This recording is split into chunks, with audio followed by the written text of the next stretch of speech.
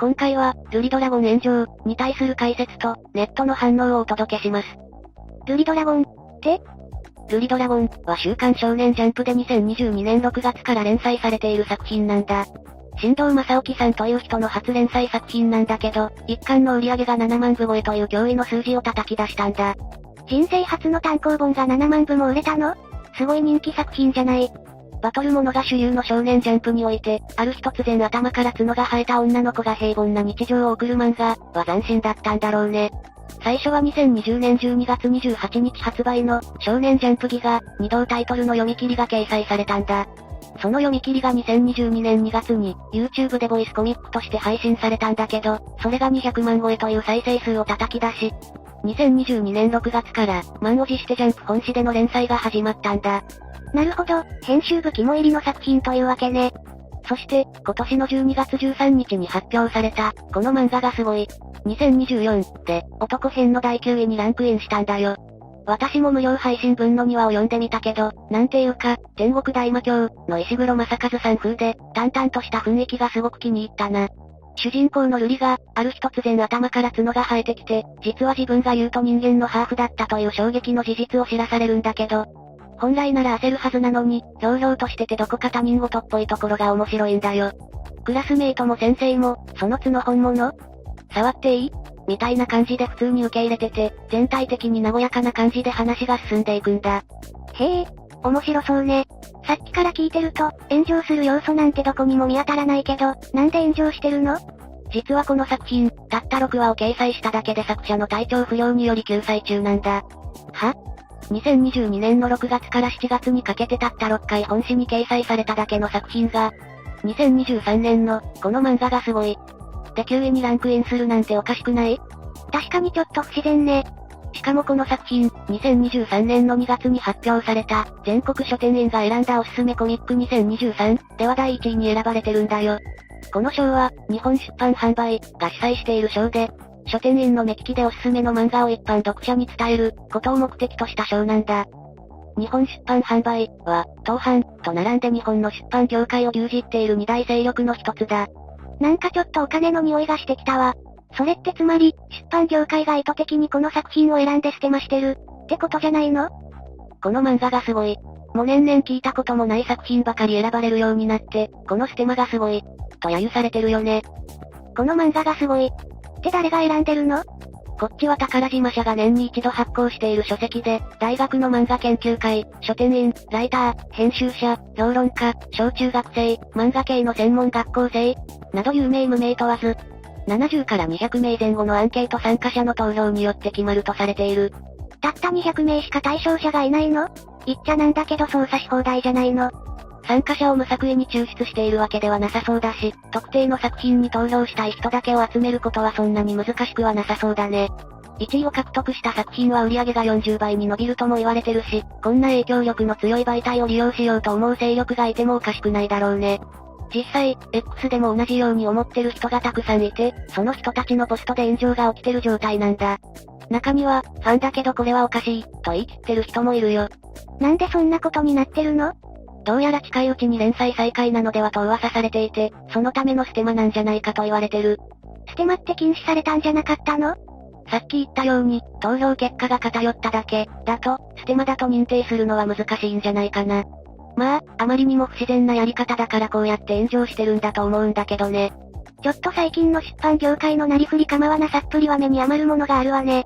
というわけで、この件に対するネットの反応をお届けするよ。この漫画がすごい。2024って企画なくせに2023年一度も本誌に掲載されてないルリドラゴンを入れてくるあたり、頭おかしいんじゃないかと思う。普通はドリトライ入れますもんね。おかしいですよこの選出。1年以上休載してるのに入ってるよ。すごすぎる。さすがにすごくない以前の話だろ。6話9歳のくせに神格化されてる一方で、真面目に書いて連載続けて迷走して打ち切られてく作品が不憫でならない。ならドリトライをこの漫に入れろよ。これ好きだったんだけどずっと救済してるのよね。この漫画がすごい2022にランクインするならまだわかるけど2023年1ミリも動いてねえじゃん。いやみんながルリドラゴンのことを忘れてなかったのは嬉しいし俺だってずっと続きを期待してるよ。でも、今年すごかった漫画はルリドラゴンです。って言われても、載ってねえんだよ一回も。って気持ちになっちゃうよ。1巻分の連載で9歳に入ったルリドラゴンが持ち上げられ続けるのマジで納得してないからいい加減公式からアプリとかへの移動宣言してほしい。一生懸命毎週書いてる先生方の作品が終わっていくのに連載期間の9割以上を救済している作品に枠残さないでくれ。ルリドラゴンと連載再開の並びはさすがにそうだと思うじゃん。いつもは知らない作品が連載再開したんだへーって感じだけどこれは期待するじゃん。週刊漫画誌でたった6話だけ掲載されて1年以上休んでる作品が1桁順位に来れるほど日本の漫画ってそう薄かったっけと首をひねってしまう。それこそ作者の体調を鑑みると本誌からどこぞに移籍した方がいい作品なのではと思うがどうなんだろうな。単行本発売が昨年版のギリギリ対象範囲外だったから、投票したかったのに。という投票者の1年越しの気持ちの表れなのかな。選考基準的にはセーフとはいえ、今年一度も連載してない作品をランクインさせるのもはや作者への嫌がらせだろ。ギリギリ範囲内とはいえ、ルリドラゴンに投票した人は2023年になってから漫画を読んでないのではと思ってしまうな。作者のコメント、正直今後の復帰について、いけたら行くよ、くらいなテンションだろ。もう復帰のハードル上がりすぎて書きたくないでしょ。ルリドラゴンは、ジャンプでこんな作品がっていう驚きがまずあって、それに慣れるまでに9歳に入ったから。すげえ漫画が始まったけど光の速さで9歳に入って、皆が再会を待ち望んでる伝説の漫画、みたいな扱いになりつつあるのは、それはそれで不幸な気もする。初動でバズったタイミングで9歳に入っちゃったせいでめちゃくちゃハードル上がってんのちょっとかわいそう。このまま行くとガンズ&ローゼスやアクセスみたいな、絶頂期に崩壊、解散して、ほとぼりが冷めて再始動、再結成したけど当時ほどの勢いは、って作品になりかねんよな。実績以上の評価されちゃってすげえやりづらそう。というかそれも原因になってたりするんかな。休みすぎてなんか気まずくなってそのまま不登校になった人みたいな。2023年の週刊少年ジャンプにおけるルリドラゴン、ほぼ巻末のこれだけだからな。これで受けてなければまあどっかしらで切ってたんだろうけど、えげつないくらい受けてたのが話をややこしくしてそう。ルリドラゴンはマジで売れてるしバズってんだけど、類を見ないタイプの動きをしてる作品でもあるので今後どうなるのかは本当にわかんない。